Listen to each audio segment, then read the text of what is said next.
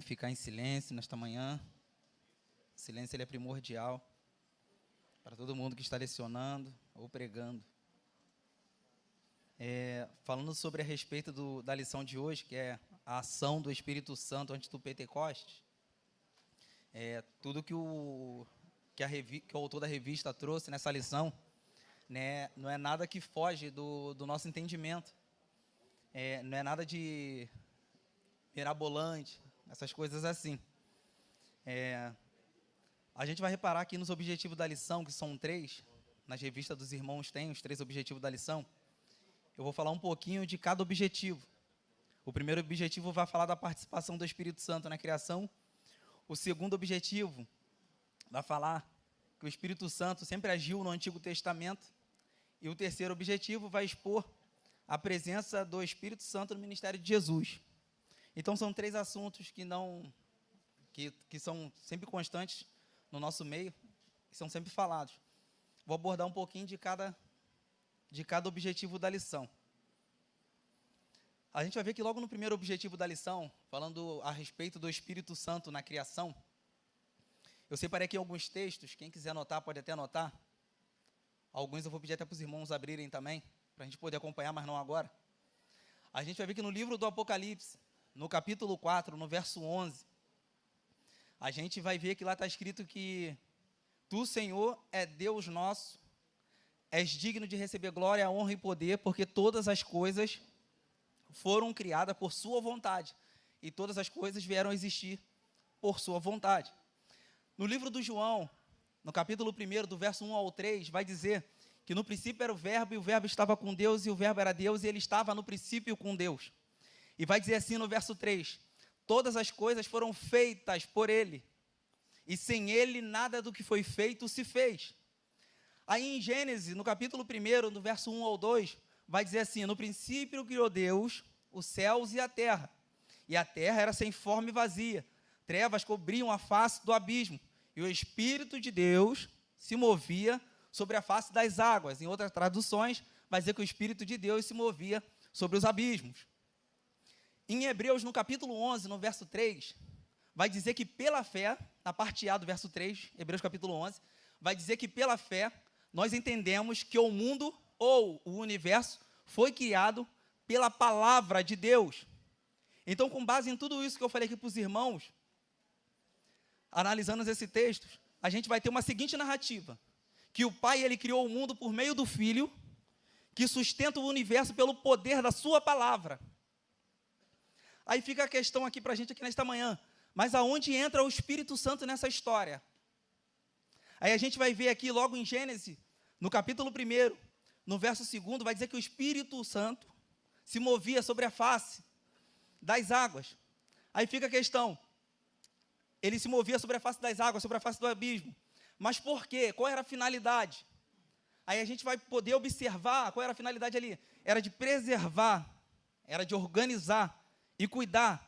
Mas aí fica outra pergunta também na nossa cabeça, mas ele vai guardar, ele vai preservar e vai cuidar o quê? Se o mundo estava um caos naquele período. Aí a gente olha para o texto, às vezes a gente fica sem entender. Mas assim, ele tem sua finalidade, ele tem seus objetivos. E qual é a finalidade e o objetivo aqui? Conforme eu falei para os irmãos. A gente vai ver aqui também partindo de um exemplo. Vamos supor que cada um de nós compramos um terreno. E nesse terreno que nós compramos, a gente vai se deparar com um terreno vazio. E a gente que não entende de obra, a gente vai olhar para o terreno, vai ficar sem entender o que fazer. Então é necessário a gente ter um arquiteto, ou uma pessoa, um mestre de obra, né, bem assim podemos dizer, e esse mestre de obra vai poder nos direcionar no que fazer. Vai passar para a gente todo um processo, um cronograma que a gente tem que fazer.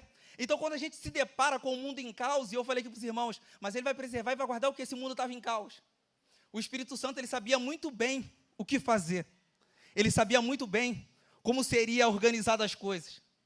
Então, a gente vai reparar que a função dele de guardar, preservar e de cuidar, a gente vai perceber que a partir do verso 3, do capítulo 1 do Gênesis, quando Deus vai dizer, disse Deus, haja luz e houve luz, a gente vai ver que Deus começa a criar diversas coisas. E a gente vai ver a ação do Espírito Santo em todas elas. Só que a gente, às vezes, quer ver as coisas muito plausíveis. a gente quer que o nome esteja lá. Só que a gente tem que entender algumas coisas por trás. E, às vezes, isso acaba dificultando, às vezes, a nossa busca para tentar entender o que Deus quer nos trazer. Só que se a gente for pegar, irmãos, ali em Gênesis, no capítulo 1, no verso 1, quando vai dizer que Deus criou os céus e a terra, se a gente for pegar no grego a palavra Deus, que significa Elohim, a gente vai ver que Elohim é uma palavra no plural. Então, se a gente fosse ler o texto da forma que teria que ser lido, a gente leria assim, da seguinte forma: no princípio, os deuses criou os céus e a terra. Mas aí a gente fala, deuses? Não existe só um Deus? Aí a gente tem que parar para entender. Nós cristãos, entendemos que quando há essa questão do Elohim no plural, quando fala a questão dos deuses, a gente entende, quando eu falei para os irmãos que está no plural, a gente vai entender a questão da trindade ali. Deus Pai, Deus Filho e Deus Espírito Santo. Então a gente vai ver que são 3 pessoas, uma só essência e um só Deus.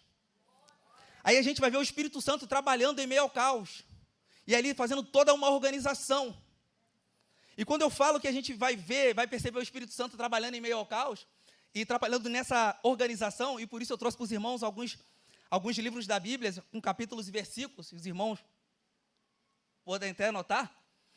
E conforme eu falei para os irmãos, a gente vai ver a ação do Espírito Santo ali.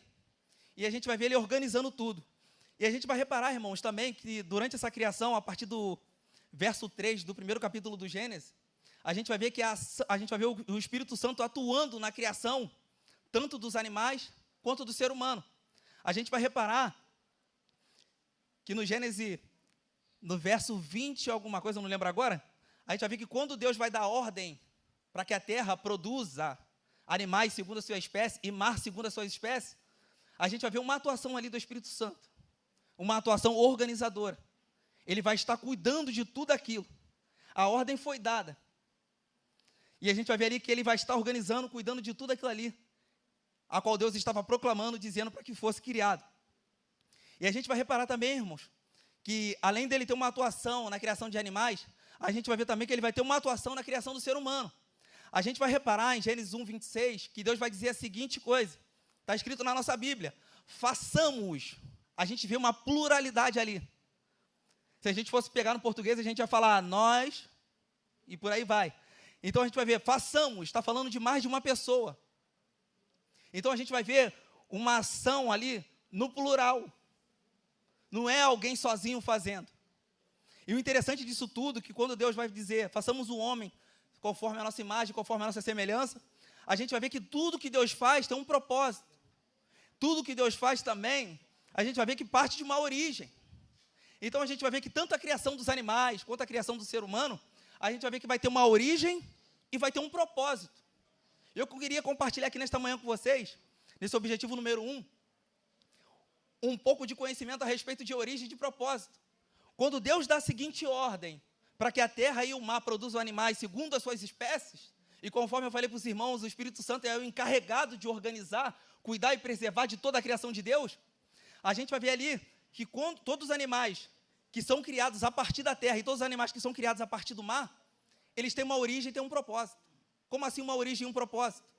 A gente vai ver que todo animal que é criado ali, que é feito para viver em terra, se ele for viver dentro do mar, o que vai acontecer? Ele vai morrer. Então ele tem uma origem e também tem um propósito. A origem é porque ele foi criado da terra. Qual é o propósito? Viver ali, na terra. Agora, se ele for para o mar, ele foge do propósito, ele vai morrer. Da mesma forma, todos os animais que são criados, que foram feitos do mar, animais aquáticos, se eles viverem na terra, se eles forem para a terra, eles vão morrer também. Então a gente vai ver que eles têm uma origem e têm um propósito. E quando Deus vai criar o ser humano, Deus também tinha uma origem e também tinha um propósito também. Estou compartilhando com os irmãos algo que eu aprendi e trazendo aqui para vocês nesta manhã. E qual é a origem e o propósito do homem? A gente vai ver que em Gênesis 1:27 vai dizer que Deus criou o homem. Só que em Gênesis 2, verso 7, vai dizer que Deus formou o homem. Então a gente vai perceber que quando fala que Deus criou, é porque estava dentro dele esse plano. E agora em Gênesis 2, verso 7, vai dizer que Deus formou. Ou seja, Deus bota para fora aquilo que ele tinha criado dentro dele. Só que quando Deus criou homens, irmãos, conforme eu falei que o Espírito Santo ele preserva, guarda e cuida, a gente vai ver que quando Deus cria, precisava de algo no ser humano. E o que Deus vai fazer? Deus vai soprar do seu espírito dentro do homem. E o homem agora passa a ser uma alma vivente. Então a gente vai ver que tudo tem uma origem, tudo tem um propósito. Deus, ele cria as coisas, a gente está vendo o caos, mas conforme eu falei para os irmãos, tudo tem um objetivo, tudo tem uma finalidade. E essa era a finalidade do Espírito Santo, guardar, preservar, cuidar. Essa é a finalidade dele na criação aqui da terra. No objetivo 2 da lição, vai falar que o Espírito Santo, ele sempre agiu no Antigo Testamento. Não sei se os irmãos já foram perguntados a respeito da seguinte pergunta: por que havia muita manifestação de anjos no Antigo Testamento, e agora que a gente vive no período do Novo Testamento, a gente não vê tanta manifestação de anjos? E se a gente for reparar, irmãos, tem muitas pessoas hoje no meio evangélico que dá muito valor a anjos e esquece do ingrediente principal, que é o Espírito Santo. Não sei se os irmãos já se depararam com essa pergunta: por que havia muita manifestação de anjos no Antigo Testamento e no Novo não tem tanta manifestação de anjos? A pergunta ela é simples. É porque depois que Jesus morre e o Espírito Santo vem, não havia mais essa necessidade de ter essa manifestação como tinha no Antigo Testamento. Agora a gente tem o Espírito Santo conosco. Mas falando sobre a ação do Espírito Santo no Antigo Testamento, a gente vai ver que o Espírito Santo, ele agia em obra específica. Ele agia esporadicamente. Não era uma coisa que a gente vê igual hoje, generalizada. Mas deixa eu explicar para os irmãos como é que ele agia em obra específica.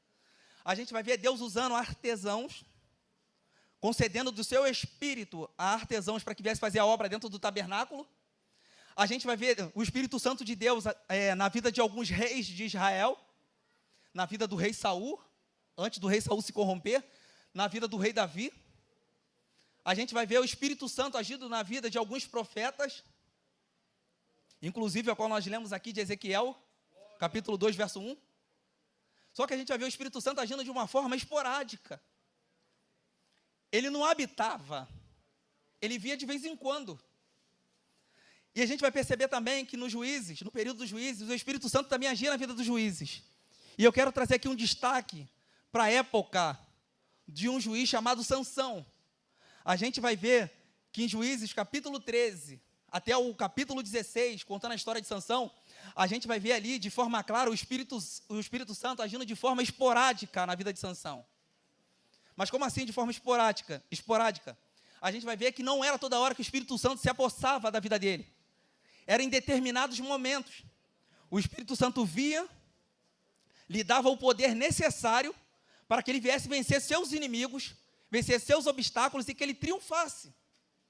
Então a gente vai ver o Espírito Santo agindo de uma forma esporádica. E a gente vai ver que logo depois que o Espírito Santo atuava na vida de Sansão, ele se ausentava. E depois a gente via de novo o Espírito Santo se apossando, se apoderando da vida de Sansão. E dando-lhe poder novamente para que ele viesse vencer e derrotar seus inimigos.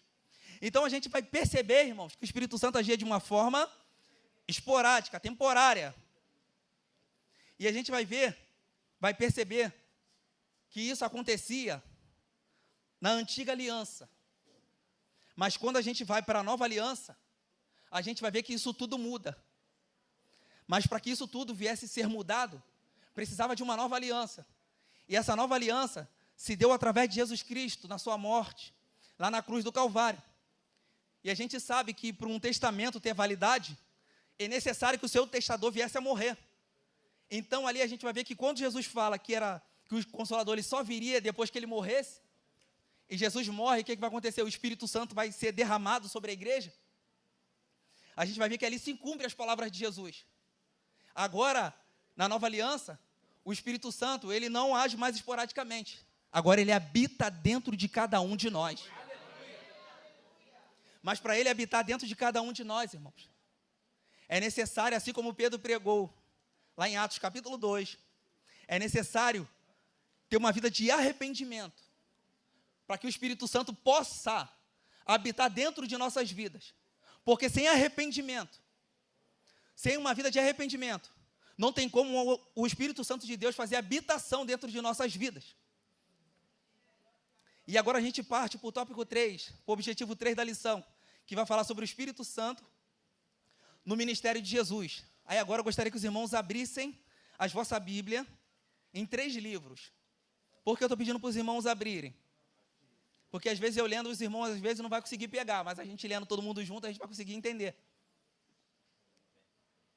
Mateus capítulo 3, do verso 13 até o verso 17.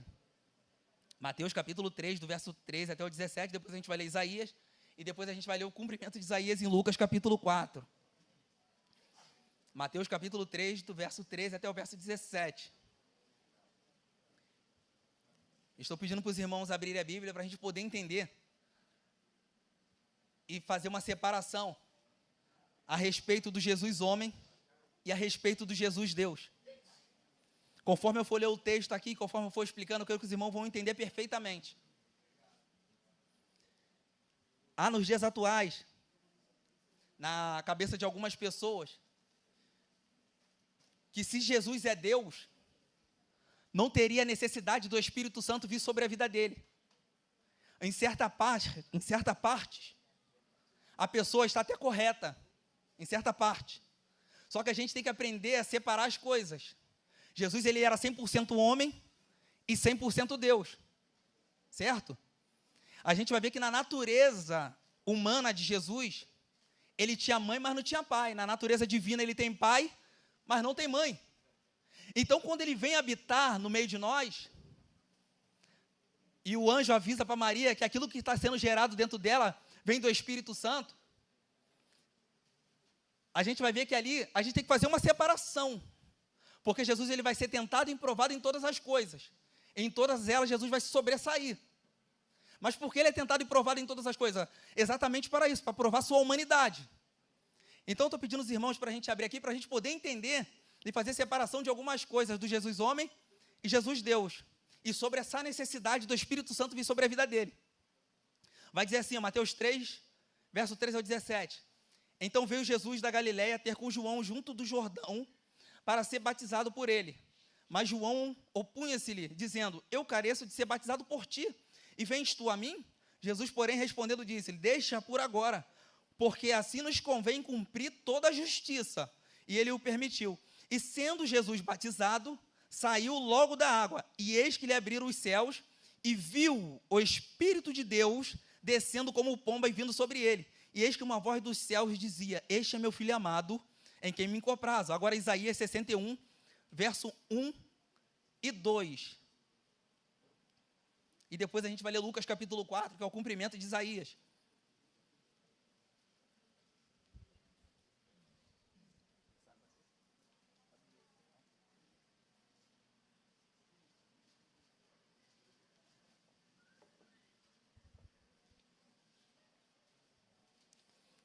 Isaías 61, verso 1 e 2, depois a gente vai ler Lucas capítulo 4.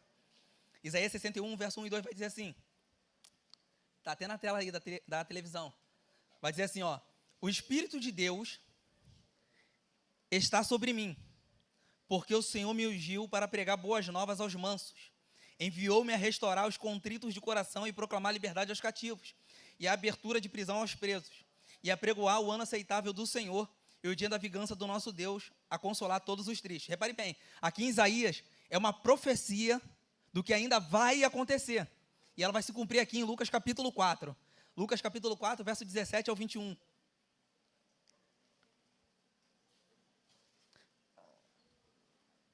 Vai dizer assim, está até na televisão. E foi-lhe dado o livro do profeta Isaías. E quando abriu o livro, achou o lugar em que estava escrito, o Espírito do Senhor é sobre mim, porque me ungiu para evangelizar os pobres, enviou-me a curar os quebrantados de coração, a pregar liberdade aos cativos, e restauração da vista aos cegos, a pôr em liberdade os oprimidos e anunciar o ano aceitável do Senhor. E cerrando o livro, ou fechando o livro, e tornando a dar ao ministro, assentou-se, e os olhos de todos na sinagoga estavam fitos nele. Então começou a dizer-lhes, hoje se cumpriu estas escrituras em vossos ouvidos. Então a gente percebe aqui, irmão, tanto no livro de Isaías, quanto no livro de Mateus, que é o cumprimento de Isaías, que o Espírito Santo estava sobre a vida de Jesus, ungiu Jesus e capacitou Jesus para o seu ministério. Então havia sim uma necessidade do Jesus homem, filho de Maria, ser ungido pelo Espírito Santo. E qual é a finalidade agora do Espírito Santo aqui no ministério de Jesus? É capacitá-lo para todo o propósito que ele tinha que desempenhar aqui na terra, até a sua morte na cruz. A gente vai ver que do início do ministério de Jesus até o fim, o Espírito Santo estava com ele, capacitando ele, auxiliando ele, consolando ele. Em todo o tempo o Espírito Santo estava com ele, ajudando ele. Então havia essa necessidade do Espírito Santo vir sobre a vida dele. E a gente vai perceber, irmãos, que essa mesma necessidade que havia de vir o Espírito Santo sobre a vida de Jesus, a gente vai ver que mais tarde esse Espírito Santo também se fazia muito importante na vida dos discípulos. Havia essa importância de estar também na vida dos discípulos. Para quê? Para que o Evangelho fosse anunciado, para que o Evangelho fosse pregado. E nos dias atuais, há essa importância também do Espírito Santo estar sobre a nossa vida, irmãos. Há essa necessidade do Espírito Santo revestir a nossa vida. Então a gente vai ver que a finalidade do Espírito Santo é nos auxiliar, é nos ajudar, é nos consolar. Ele tem outras finalidades também. Quais são as outras finalidades? Destaco mais duas. É moldar o nosso caráter e temperamento. O Espírito Santo, ele tem esse poder, ele tem essa atuação de mudar o nosso caráter e o nosso temperamento. Mas eu abro um parêntese. Ele só faz isso se a gente permitir. Quando eu falo de mudança de caráter e de comportamento, e o Espírito Santo ele consegue atuar nessa área, a gente repara a vida de alguns homens de Deus, que tiveram as suas vidas mudadas depois que o Espírito Santo se apossou da vida deles. Um exemplo é o próprio Pedro. A gente vai ver um Pedro antes do Espírito Santo sobre a vida dele, e um Pedro depois do Espírito Santo. A gente vai ver um Paulo totalmente diferente antes do Espírito Santo, e um Paulo totalmente diferente com o Espírito Santo. Então, há essa necessidade do Espírito Santo estar sobre a nossa vida também. Para nos moldar, nos auxiliar, nos ajudar, nos consolar. E para concluir a mensagem, eu trago aqui uma seguinte frase, e encerro. Sem o Espírito Santo, nós não somos nada. Repetindo, sem o Espírito Santo, nós não somos nada. Então, nesta manhã, que a gente venha buscar o Espírito Santo, que a gente venha permitir que o Espírito Santo possa atuar sobre as nossas vidas. E como eu falei para os irmãos, há minutos atrás, para ele ficar na nossa vida, fazer morada na nossa vida, nesse período a qual nós vivemos, há uma necessidade muito grande para que ele possa fazer parte da nossa vida, fazer morada nas nossas vidas. É necessário a gente se arrepender, para que ele venha fazer morada